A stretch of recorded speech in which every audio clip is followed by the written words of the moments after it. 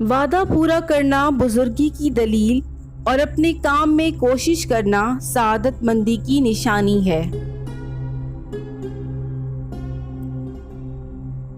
ایفائے عہد اور سچائی دونوں سگے بھائیوں کی مثال ہیں۔ وعدہ کرو تو اس کی خلاف نہ کرو، اگر غصہ آئے تو زبان سے بیہودہ بات نہ نکالو۔ اپنے عہد و پیمان کو مضبوط رکھ اور خاکساری اختیار کر کہ تو فلاح پائے۔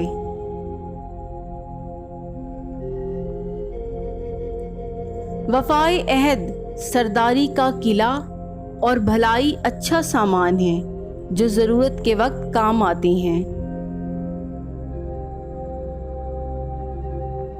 جو شخص اپنے وعدے کو ٹالتا رہتا ہے وہ اگر پورا بھی کرے تو اس میں کچھ لطف نہیں ہوتا۔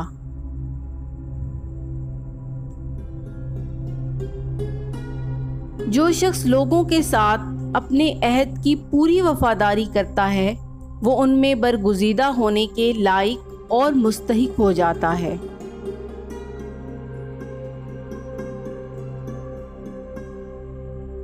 جو کچھ موجود ہو اس میں جود و سخا کرو، وعدوں کو بجا لاؤ اور عہد پورے کرو۔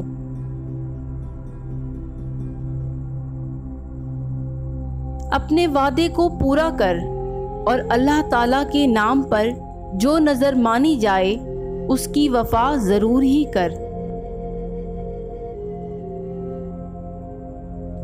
اپنے عہد و پیمان کو وفاداری کے ساتھ محفوظ رکھ کہ اس کے عوض بہت اچھا بدلہ ملے گا۔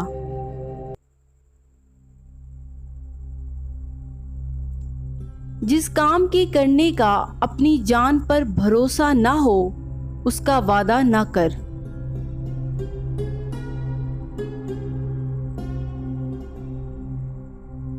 اس شر کا وعدہ نہ کر کہ جس سے کسی خیر کو نہ پائے، اور اس خیر کا وعدہ مت کر کہ جس سے شر پیش آئے۔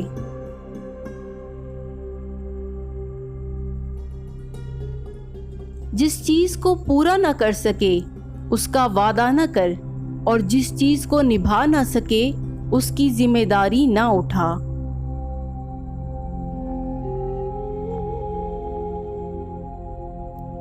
جو شخص وعدہ خلافی کرتا ہے وہ عہد و پیمان کو پورا کرنے والا نہیں، اور جو شخص اپنی عادت کی پیروی کرتا ہے وہ درجات عالیہ حاصل نہیں کر سکتا۔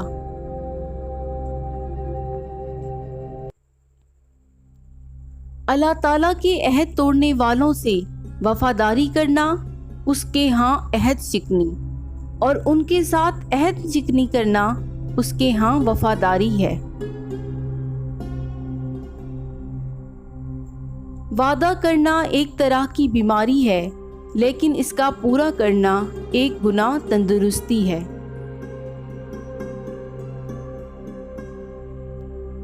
بے شک حسن عہد ایمان کا جزو اور بلا شبہ حسن توکل صدق و یقین کا ثمر ہے۔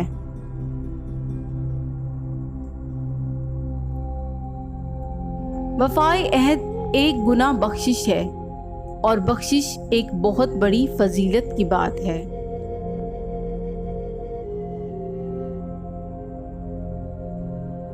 اپنے عہد کے خلاف نہ کر اور اپنے دشمن کے ساتھ دھوکہ اور فریب نہ کر، کہ اللہ تعالیٰ نے اپنا عہد اور قرار تیرے لیے باعث امن ٹھہرایا ہے۔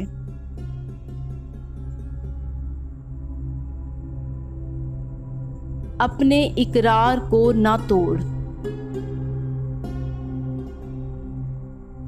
زیادہ مقروض ہونا ایسی بلا ہے کہ اس کی وجہ سے راست گو آدمی جھوٹا ہو جاتا ہے اور وعدوں کو پورا کرنے والا وعدہ خلافی کرنے لگتا ہے۔